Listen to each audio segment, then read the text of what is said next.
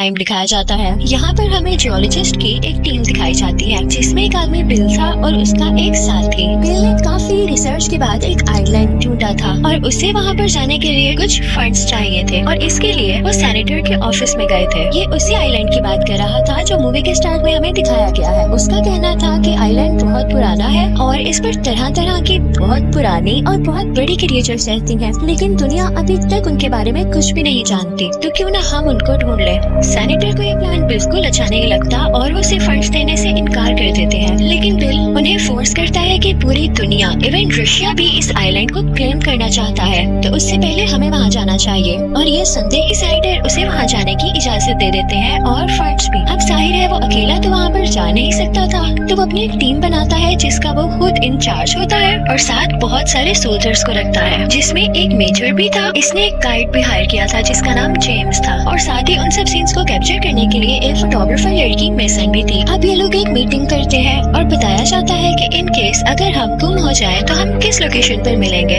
अब अगले दिन ये लोग समंदर पर जाते हैं क्योंकि वहाँ से इन लोगों ने हेलीकॉप्टर में वहाँ पर जाना था, लेकिन अगले दिन जब वो समंदर पर पहुँचते हैं तो उन्हें पता चलता है कि जिस रास्ते से उनके हेलीकॉप्टर्स ने आइलैंड तक जाना है वो रास्ता इस वक्त उनके लिए ठीक नहीं है क्योंकि वहाँ पर बहुत ज्यादा तूफान आया हुआ है। लेकिन बिल इस बात पर ध्यान नहीं देता और 6-7 हेलीकॉप्टर्स में अपनी टीम को बिठाकर वहाँ से चल पड़ता है। अब उस रास्ते पर पहुँचते ही तूफान भरने लगता है और कोई उम्मीद नहीं थी कि इनके हेलीकॉप्टर्स बच पाते, लेकिन जैसे तैसे करके ये लोग वहाँ से निकल आते हैं और उस आइलैंड पर फाइनली पहुँच जाते हैं। उनमें से एक जियोलॉजिस्ट कहता है कि हो सकता है ये बड़ी बड़ी क्रिएचर जमीन के नीचे रहती हूँ, तो इसलिए वो जमीन के नीचे ब्लास्ट करते हैं, लेकिन उल्टा आइलैंड में हलचल मच जाती है। बहुत सारे जानवर भागने लगते हैं और चीजें इनके हेलीकॉप्टर से टकराने लगती हैं और तभी आता है बहुत ही बड़ा क्रिएचर कॉन्ग। वो बहुत गुस्से में था और इन पर अटैक करने लगता है। मेजर अपने सोल्जर्स को ऑर्डर देता है कि इस पर फायरिंग शुरू कर दें और जैसे ही वो लोग उस पर फायरिंग करते हैं वो तो गुस्से से आग बगोला हो जाता है और इनके हेलीकॉप्टर्स पर और इन पर अटैक करने लगता है, जिसकी वजह से काफी ज्यादा सोल्जर्स मारे जाते हैं। अब ये लोग 2 ग्रुप्स बनाते हैं। एक ग्रुप में बिल और आर्मी के लोग थे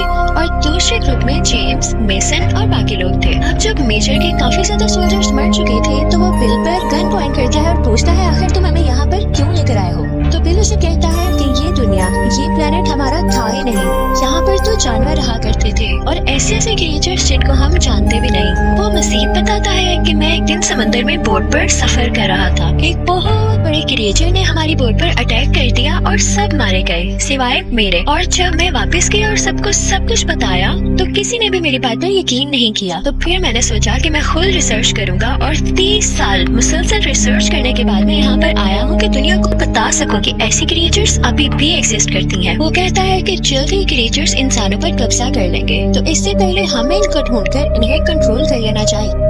अब इनका एक सोल्जर गुम हो गया था तो मेजर अपनी टीम के साथ उसको ढूंढने के लिए जंगल के अंदर जाता है, लेकिन चलते चलते एक बैम्बू एक सोल्जर के मुंह के अंदर चला जाता है और उसकी पूरी तरह डेथ हो जाती है। जब वो लोग ऊपर देखते हैं तो एक मकड़ी ने बैम्बूस के बीच में अपना घर बनाया होता है। वो काफी खौफनाक मकड़ी थी। वो बाकी सब पर भी अटैक करने लगती है, लेकिन मेजर उसे शूट करके मार देता है। ये जंगल अजीबोगरीब क्रिएचर से भरा हुआ था। अब हमें दूसरी तरफ वो सोल्जर दिखाया जाता है जो कि गुमा हुआ था। वो एक नदी के किनारे खड़ा होता है तो उसे कॉन्ग दिखाई देता है। वहाँ पर वो देखता है कि पानी में कॉन्ग पर एक बड़े से ऑक्टोपस ने अटैक कर दिया है, लेकिन कॉन्ग ने उल्टा उसको मारकर खुद को आजाद कर लिया है और अब उसे खाने लगा है। वो सोल्जर वहाँ पर ही होता है और ये सब देखकर काफी डर जाता है। अब दूसरी तरफ हमें जेम्स की टीम दिखाई जाती है जो कि एक जगह पर जा रही होती है तो इन्हें सामने एक बहुत बड़ा क्रिएचर नजर आता है जो कि एक बहुत बड़ा बफेलो था। ये लोग उसे शूट करने से पहले वेट करते हैं कि क्या ये इन्हें कुछ कहता है, लेकिन वो बेचारा बड़ी मासूमियत से वहाँ से उठकर चला जाता है। अब ये लोग कुछ आगे जाते हैं तो इन्हें कुछ जंगली लोग दिखाई देते हैं। उनमें से एक आदमी भी था जो कि इंग्लिश बोल सकता था। इनफैक्ट ये उन्हीं 2 सोल्जर्स में से एक सोल्जर था जो हमें मूवी के शुरू में बहुत साल पहले दिखाया गया था। वो इन लोगों को उस कबीले के अंदर ले जाता है और बताता है कि कई साल पहले हम 2 सोल्जर्स यहाँ पर फंस गए थे और तब ऐसे यहाँ पर रह रहे थे, लेकिन कुछ ही साल पहले दूसरे साथी को एक स्कल्ट क्रॉलर नामी क्रिएचर ने मार डाला।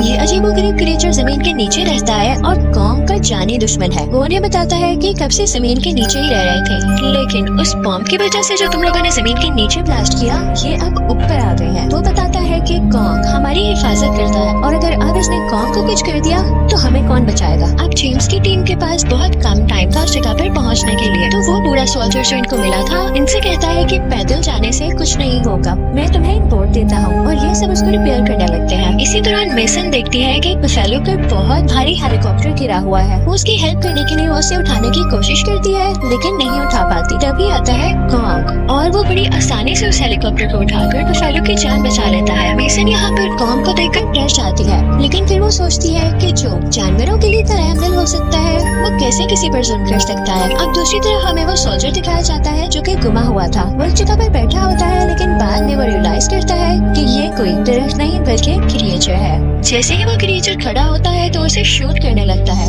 लेकिन हमें दिखाया जाता है कि वो क्रिएचर किसी से डर के भागने लगता है और जिससे वो भाग रहा था वो कोई और नहीं बल्कि स्कल क्रॉलर था। स्कल क्रॉलर आगे बढ़ता है और उस लो सोल्जर को मार देता है। अब हमें दिखाया जाता है कि आर्मी भी आगे जाने के लिए तैयार थी और जेम्स की टीम का भी बोर्ड रेडी हो गया था। अब वो वहाँ कबीले वालों को बाय बोलकर निकल पड़ते हैं और सब काफी खुश थे कि अब वो आइलैंड से जा रहे हैं। इसी दौरान बहुत अजीबोगरीब बर्ड्स आते हैं और उनमें से एक आदमी को उठाकर अपने साथ ले जाते हैं। जेम्स उन पर शूट कर रहा होता है लेकिन देखते ही देखते वो बर्ड्स उस आदमी के टुकड़े कर देते हैं और ये लोग कुछ नहीं कर पाते। फिर बोर्ड के अंदर वापस चले जाते हैं। फिर हम देखते हैं कि मेजर की टीम और जेम्स की टीम एक जगह पर मिल जाते हैं। अब यहाँ पर मेजर को अपने गुमे हुए सोल्जर की फिक्र हो रही थी क्योंकि वो इसका खास आदमी था। वो कहता है कि हमें उसे ढूंढने के लिए वेस्ट में जाना पड़ेगा, लेकिन तभी वो बूढ़ा सोल्जर इनको बताता है कि नहीं, वहाँ जाना बिल्कुल भी सेफ नहीं है और वो हमें मार देगा। लेकिन मेजर किसी की एक नहीं सुनता और जेम्स से कहता है कि मेरे साथ चलो।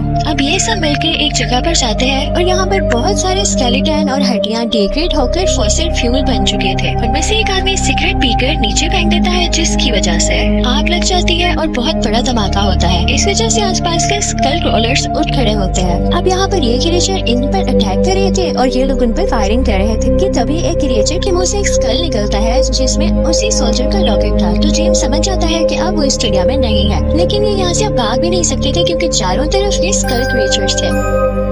वहाँ पर ग्रीन कलर की गैस भी फैल चुकी थी और इनके लिए उनको मारना बहुत मुश्किल हो रहा था, लेकिन जैसे तैसे करके अपने फायर गन से उनको मार ही देते हैं। अब जेम्स मेजर को बताता है कि आपका वो सोल्जर जिंदा नहीं रहा और साथ ही उसे रॉकेट दिखाता है, लेकिन यहाँ पर मेजर तो जैसे गुस्से से पागल हो जाता है और कहता है कि अब मैं कॉन्ग को नहीं छोड़ूं। लेकिन सब उसे बताते हैं कि इसमें कॉन्ग का कोई कसूर नहीं है, बल्कि कॉन्ग तो हिफाजत कर रहा है और अगर हमने कॉन्ग को कुछ कर दिया तो स्कल क्रॉलर्स हमें मार डालेंगे। लेकिन मेजर बहुत जिद्दी था, वो नहीं सुनता। तो जेम्स उससे कहता है कि आप उस तरफ चले जाएं और मैं अपनी टीम को लेकर बोर्ड के पास जाकर आपका वेट करूंगा। ये लोग फिर से दो टीम्स में डिवाइड हो जाते हैं। अब हमें दिखाया जाता है कि रात में जेम्स और मेसन एक पहाड़ की चोटी पर बैठे होते हैं कि तभी देखते हैं कि कॉन्ग इनके सामने खड़ा हुआ है। मेसन डरते डरते अपना हाथ आगे बढ़ाती है और कॉन्ग को प्यार करने लगती है। वो आगे से इन्हें कुछ नहीं कहता, तो मेसन को काफी अच्छा लगता है कि ये वाकई अच्छी क्रिएचर है। अब दूसरी तरफ हम देखते हैं कि मेजर उसके सोल्जर्स ने नदी के किनारे बहुत सारे बॉम्ब्स लगा दिए हैं। जैसे ही वो ब्लास्ट होते हैं तो कॉन्ग वहाँ पर आ जाता है और उन सोल्जर्स को मारने लगता है क्योंकि ये लोग क्लैरेट को खराब कर रहे थे। लेकिन आग इतनी ज्यादा थी कि वो खुद भी जलने से बेहोश हो जाता है। यहाँ पर मेजर अपने सोल्जर्स को और बॉम्ब ब्लास्ट करने का ऑर्डर देता है, लेकिन तभी जेम्स वहाँ पर आ जाता है और उसे समझाता है कि हम कॉन्ग की वजह से ही बच पाए हैं और कॉन्ग हमारा दुश्मन नहीं है, मैं तुम्हें कैसे समझाऊं। लेकिन मेजर नहीं मानता। वो कहता है कि ये जब दुनिया हमारी है, प्लेनेट अर्थ हमारा है, तो हमें टॉप पे रहेंगे ना, ये क्रिएचर्स क्यों हमारे ऊपर आएंगे। लेकिन जेम्स के काफी समझाने के बाद वो अपनी गन्स नीचे रखने ही वाला होता है कि तभी एक बहुत बड़ा स्कल क्रॉलर वहाँ पर आ जाता है। वो इनसे पर अटैक करने लगता है, लेकिन कॉन्ग भी तब उठ खड़ा होता है। ये देखते हुए मेजर उन्हें फौरन ऑर्डर देता है कि अब बॉम्ब्स को एक्सप्लोड कर दिया जाए, लेकिन कॉन्ग उसे कुचलता हुआ बढ़ता है स्कल क्रॉलर की तरफ। उन दोनों में बहुत फाइट होती है और बाकी लोग बोट की तरफ चले जाते हैं। ये लड़ाई इतनी लंबी चलती है कि सुबह हो जाती है। अब दूसरी तरफ सोल्जर्स और स्कल क्रॉलर पर फायरिंग कर रहे थे और वो कॉन्ग को छोड़कर उनकी तरफ बढ़ने लगता है। अब कॉन्ग पानी में घुस चुका था और ओट्स में फंस चुका था। अब एक सोल्जर अपनी जान की कुर्बानी देने के लिए वो सब बॉम्ब्स अपने साथ बांध लेता है और